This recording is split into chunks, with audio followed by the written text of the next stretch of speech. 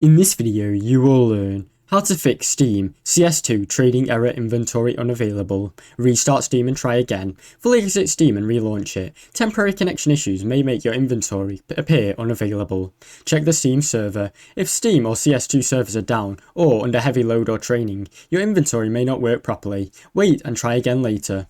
Set your inventory to public. Go to your Steam profile, edit profile and set the privacy settings. Set inventory to public so others can see your items. Make sure Steam's guard is enabled for 15 plus days. You must have the Steam guard active on your account for at least 15 days before you're allowed to trade fully. Verify your internet connection. A poor internet connection or incorrect time system can interfere with Steam's service. Sync your computer clock with the internet time.